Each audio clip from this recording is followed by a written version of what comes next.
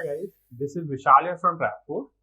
So in this video, we will understand about Supabase. So what Supabase is, how it can be integrated, and we will build an application where we will implement like fetching of data from Supabase, creating of new records, deletion of data, editing of data, pagination, sorting, login, sign up. So basically, we'll do an end-to-end integration with Supabase in a series of videos. So this is going to be quite interesting, where we will using DrapCode as a 100% front-end builder, right? We will not be storing any data at DrapCode end. We will making real-time API calls to Supabase. Supabase is a very powerful, very famous no-code platform for building backend. So you can build backend databases, you can build REST APIs, you can build functions, authentication.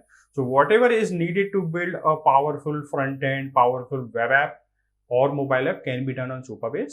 A lot of people are there who use Supabase as an open source alternative for Firebase. So we will be doing a deep integration with Supabase where we'll try to cover as many functionalities as possible. And then we build an application on top of data which is residing in Supabase. So you can do an integration, you can display data on UI on DrapCode, but everything comes from Supabase in the real time. We will not be storing anything at the front end. We'll just making real-time calls to build everything on top of data which is on Supabase. So this is how the Supabase website looks like. So it is an open source alternative Firebase. You can use authentication as I mentioned. So Supabase use Postgres behind the scene as your database. So whatever functionality can be achieved on a Postgres database can be achieved on Supabase through APIs. And they have also support a function. So you can write your logic. Okay, they have storage and all those things, authentication and all. So we will be covering mostly the database and authentication part here. Storage and function we'll leave for next videos. So I have an account on Supabase. I've already created an account. So we already have an account with Supabase. I have created an organization and you can see, so this is a default landing page. So we will be needing a couple of details since we will be doing API integration. So we will be needing the project URL. So this is my project URL. We will be needing the public key, API key to fetch data, access token and all those things. I'll cover how all those things are there, how we can get all the data. So here we have a project which we have created and the project has two tables, which is product and review.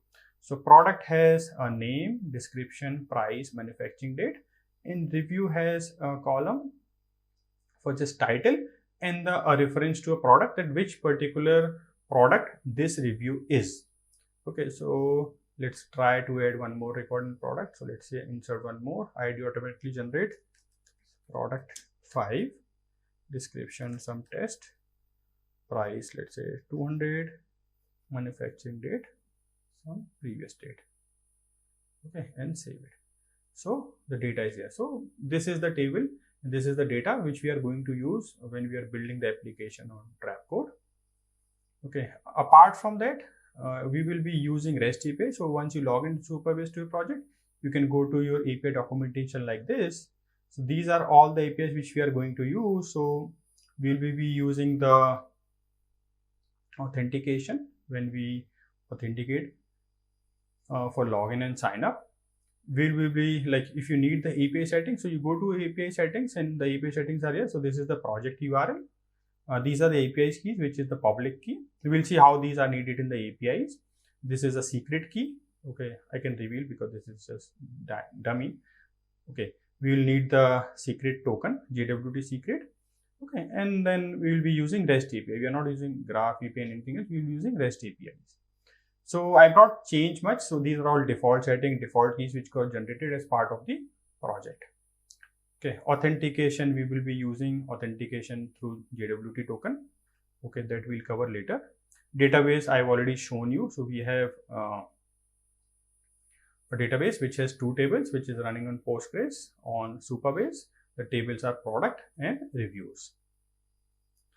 Apart from that, if you want to see how the API looks like, so you can just click on API documentation and go to any table. Okay, so we will be building everything around product.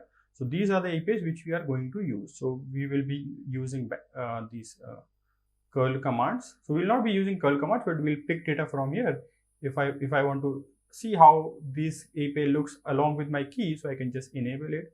So you can see the API key here and authorization token is here. So these we will be needing to pass in the API calls when we integrate DrapCode with Supabase using external APIs module. Okay, after that we will be going through different use cases, like how to insert record, how to retrieve record, how to basically update a row or update a record, delete record, and all those things. So let's start building this. So we will be first building a page where we will just showing all the data. So we will be building a CRUD application. First we'll bring all the data, display on DrapCode front end, then create record, then update record, then delete record when we try to do everything on a model pop-up. Then maybe pagination, sorting, searching, CSV download, authentication, and then we'll build an end-to-end SaaS or a multi-tenant SaaS application on Supabase. Okay, then see you again in the next video and let's start building something real. Bye-bye.